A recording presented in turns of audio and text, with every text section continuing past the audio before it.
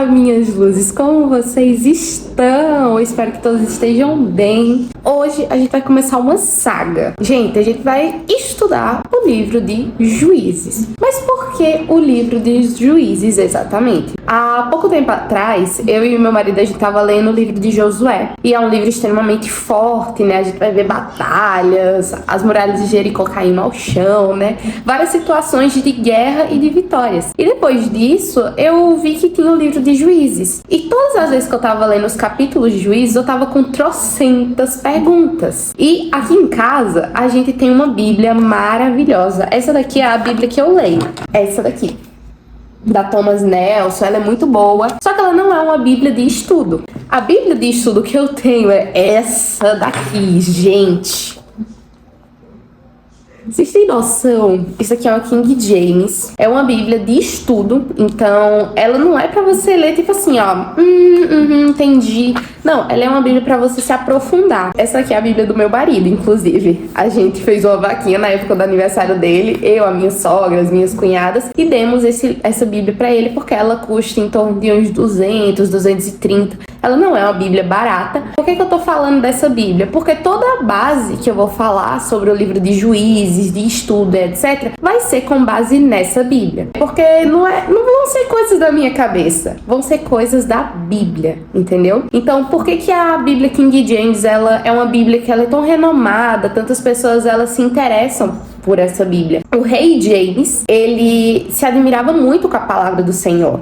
E aí ele chamou muitos escribas, tradutores, e ele investiu o seu dinheiro para que a Bíblia, né, a Bíblia do hebraico, aramaico, etc., ela fosse passada para o mais puro do suco do certo, sabe? Então, a gente vai ver muitas vezes aqui nessa Bíblia a palavra em hebraico, sabe? Então é bem interessante, é muito legal. É uma Bíblia em que todas as vezes que eu li ela e eu peguei pra ler notas de rodapé, gente, depois que eu terminava o capítulo e eu li as notas de rodapé, sabe qual era a minha sensação? Que eu tava cheia, eu tava satisfeita. Não era só mais uma leitura em que eu lia, tipo assim, poxa, entendi, Davi, Saul, papapá, eu li o capítulo e depois ficava tipo, acho que eu entendi, mas não entendi, sabe? Porque tem algumas coisas que a gente só vai entender realmente estudando. Então, por isso que a gente vai ler esse livro de Juízes, porque eu acredito de que da mesma forma como me preencheu, pode preencher você. Talvez você tenha passado pelo livro de Juízes e tenha olhado e dito assim, poxa, é um livro que fala sobre juízes, tá bom, fala de Débora, fala de Gideão, mas ok. Mas tem muita coisa no profundo, no secreto. Então eu acredito de que esse tempo aqui é para que a gente se aprofunde na palavra, tá bom? Então eu convido você a sentar aqui na minha mesa. Estamos na minha mesa aqui de casa, tá bom? Você tá na minha sala agora. E eu te convido agora para você sentar aqui na minha frente, pegar o seu café, que aqui a gente é do café, ok? Mas se você não gosta de café, gosta de um chá, manda brasa no chá. Se você não gosta de chá, vai no cappuccino, entendeu? Mas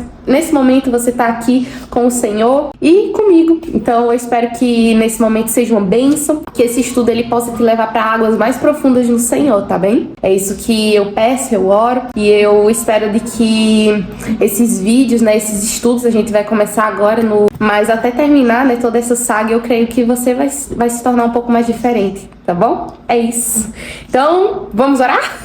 Obrigado, Senhor amado Pai, por mais um dia. Obrigado, Jesus, pela pessoa que está agora assistindo esse vídeo, Senhor. Obrigado, Pai, porque eu sei que o Senhor tem cuidado de cada um de nós, Pai. Eu oro, Senhor, para que nesse estudo a gente se aprofunde na Tua palavra, na Tua vontade, que escamas caiam dos nossos olhos, Senhor, e que a Tua palavra ela entre de uma forma tão precisa para que a gente transforme a nossa vida, porque a Tua palavra, ela transforma, Pai. Então eu oro, Jesus, para que a pessoa que está aqui do outro lado da terra, ela seja transformada pela Tua palavra, que ela seja constrangida pelo Teu Espírito Santo e que o Senhor transforme a mente dela, Pai. Que o Senhor renove, que aconteça uma metanoia na mente de cada um dos meus irmãos que estão aqui nesse dia de hoje, Pai. Eu oro para que o Teu Santo Espírito esteja do lado dela agora, principalmente guiando ela nesse estudo, Pai, e que ela possa ouvir a Tua palavra e entender.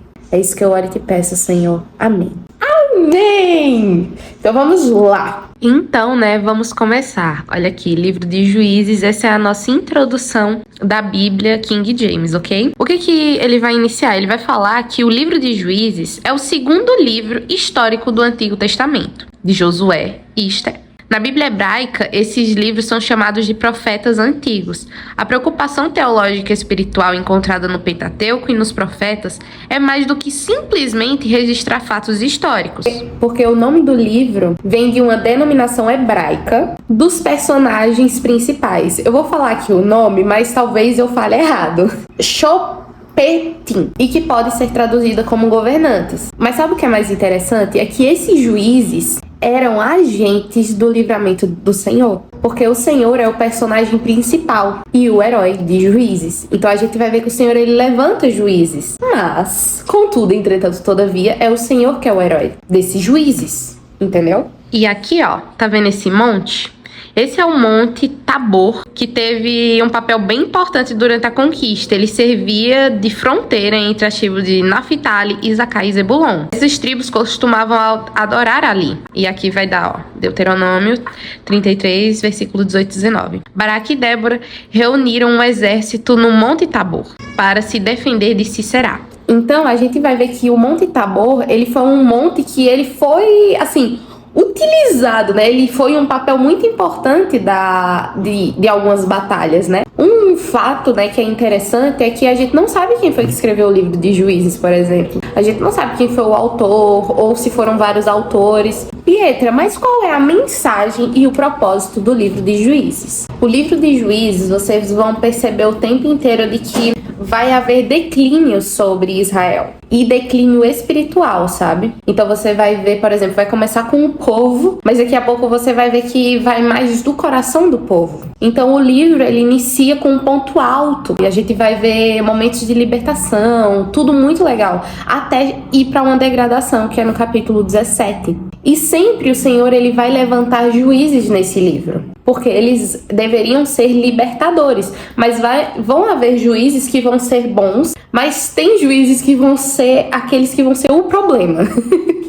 Sabe, eles estão ali, eles deveriam resolver o problema, mas eles são o problema, entende? Então a gente vai ver que no final do livro de Juízes, boa parte de Israel já estava sendo pagão e corrompidos. Então a gente vai ver muito isso acontecendo. A gente vai ver juízes sendo levantados, tendo anos de paz, mas depois que esse juiz morria, o povo de Israel voltava com tudo pro lamaçal do pecado. E sabe o que é mais forte, assim, pra mim no livro de Juízes? É que ele mostra o que acontece com o povo, com as pessoas mesmo, hoje em dia, quando elas fazem só o que elas querem. E sempre o livro vai mostrar que a gente não pode abusar da graça de Deus. Nem o povo de Israel podia naquela época e nem a gente pode, sabe? Porque muitas vezes a gente coloca a graça como uma graça barata, do tipo assim, tá tudo bem eu fazer isso, tá tudo bem eu fazer aquilo, porque o Senhor me perdoa. Só que é uma linha muito tênue e você pode ir para um lugar muito perigoso nisso. Então você pode entrar em um lugar de libertinagem demais ou você pode entrar num lugar de restrição demais. Então a gente tem que ter muito cuidado. Então o que tem que ser o seu guia, o seu maior guia é a palavra do Senhor. Se o Senhor falou, tá falado. Mas a minha opinião, igreja...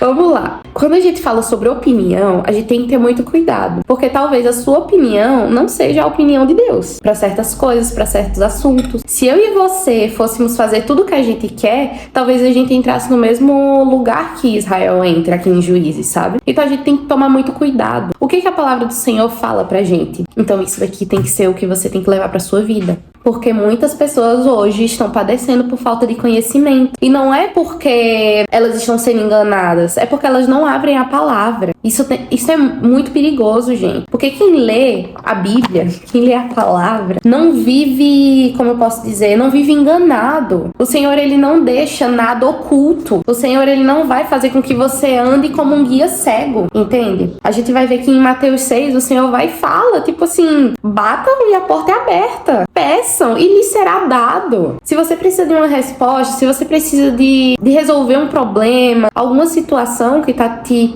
travando, né, de certa forma, cara, busca o Senhor. Então, se a gente abandona o Senhor e a gente vai atrás de ídolos, de fantasias, de coisas que não vão te levar a nada, o resultado vai ser caos moral e espiritual. Quando a gente faz o que quer, é essa linha, fi. Caos moral e espiritual. A gente tá vendo hoje muitas pessoas entrando nisso, porque a gente quer fazer o que faz feliz. Ah, eu quero agradar a mim mesmo. Só que a gente tem que ter muito cuidado, porque ao agradar a nós mesmos, talvez a gente nos esteja distanciando do Senhor, entende? Isso, mas vê como a graça do Senhor, ela é boa. Isso é o que aconteceria se o Senhor nos deixasse, assim, ó, nos largasse. Faz o que você quiser. Isso é o que aconteceria se o Senhor, ele não nos amasse tanto. A pior coisa é o Senhor nos entregar a nós mesmos. Porque se o Senhor, ele nos entregar a nós mesmos, gente, o resultado é esse. É caos moral e espiritual. Eu não vou ser mais uma pessoa que liga pra o que é certo e nem pra o que é espiritual. Tudo vai começar a ficar frio. Daqui a pouco a sua chama no Senhor apaga e isso é perigoso. Tem uma frase que uma amiga minha fala, ela diz assim: quem anda em bando anda protegido, mas quem anda sozinho é muito mais fácil alguém vir devorar. O que eu posso falar pra vocês, né, sobre esse início, né, a gente tá aqui numa introdução, a gente ainda nem entrou no capítulo 1 de Juízes, pra vocês terem noção. Então, a gente tem que ver muito isso, tipo assim, o contexto do livro. Por que o livro de Juízes foi escrito? Pra nos mostrar o que acontece se o Senhor nos deixar nas mãos de nós mesmos. Uma coisa que eu acho interessante também é a necessidade de liderança no livro de Juízes. O tempo inteiro vai falar sobre não havia um rei em Israel. Os israelitas, eles queriam muito uma monarquia, mas sabe o que é mais louco? É que ele, melhor do que enxergar, tipo assim, um rei, era enxergar quem é o rei. Então, por exemplo, a gente tem um chamado pra sempre olhar pra quem está sobre um trono. Tipo assim, eu não sei o que você tá passando nesse momento, mas de uma coisa eu tenho certeza, o Senhor, ele não saiu do controle. O Senhor, ele não tá desesperado, porque no céu não há pânico. Mas a gente tem que se voltar muitas vezes pra quem é o rei, pra quem é o dono de tudo. Porque naquela época, Israel, eles olhavam muito para o rei. Por quê? Porque nos outros impérios, filisteus, os reis amonitas, essas coisas, a gente vai ver sempre reis, uma monarquia. Então, de certa forma, eles ficavam tipo assim, interessante, né? A gente não tem rei. Só que eles esqueciam que ele tinha um rei, um alto sublime trono. Ai... Às vezes eu fico pirando na minha mente, sabe, com essas coisas. Israel não precisava de um rei pra direcionar o pecado. Eles mesmos estavam caindo em pecado. Eles mesmos estavam caindo no erro. Eles mesmos queriam satisfazer as suas vontades. Então a gente vai ver os israelitas abandonando o Senhor pra terem deuses de fertilidade. E Juízes é um apelo para que o povo do pacto abandone todas as formas de paganismo e volte-se para Yahvé. Você reconhece isso na nossa geração? Talvez o Senhor queira que a gente abandone as nossas próprias vontades, convicções, as nossas certezas. Talvez o lugar onde a gente mora. Talvez alguém que a gente gosta muito, mas está te ferindo tanto. Então, o chamado de Juízes é para que o povo santo abandone as práticas do mal. Abandone o que é errado. Abandone o que é pecaminoso. Abandone o que está te afastando do Senhor. Eu não sei o que tem te afastado de Deus nesse momento, mas você sabe? Então, nesse momento, reflete. Cara, o que ultimamente tem me afastado do Senhor? Talvez seja o seu trabalho. Parece que você chega em casa e parece que vê aquela montanha, né? Ou talvez seja o seu celular. Talvez você tenha que abandonar um pouco seu celular para ficar mais com Deus. Tem aqui um costume, né? Um hábito que a gente tem aqui na minha casa, que é, antes de tudo, antes da gente abrir o olho, fez um café, a gente vai pegar a Bíblia. Mas eu tenho essa regrinha, de certa forma. Por quê? Porque eu pego a minha Bíblia antes do celular. Então, eu vou usar primeiro a minha Bíblia, eu vou primeiro engolir, eu comer o rolo, ler o livro, me dedicar na lei, sabe? E quando eu falo lei, gente, é a palavra, tá bom? Não me interpreta mal. Mas, sabe, me deleitar na palavra do Senhor, antes mesmo de eu pegar meu celular, antes mesmo de eu ver as notícias, antes mesmo de ver trocentas mensagens das pessoas. Às vezes o Senhor quer isso, a gente trata ele como uma primícia, sabe? Então aqui em casa a gente faz assim, a gente, ao acordar, mesmo com a Madalena gritando no nosso pé do ouvido, que é a nossa filha, ela senta no sofá com a gente, ela fica conversando, mas ela também pega a Bíblia dela, então isso daí já virou um hábito na nossa família, sabe? A gente pega primeiro a Bíblia, depois o celular. A nossa Bíblia, ela tem que ser a primeira coisa que vai ser usada no nosso dia, e não o nosso celular.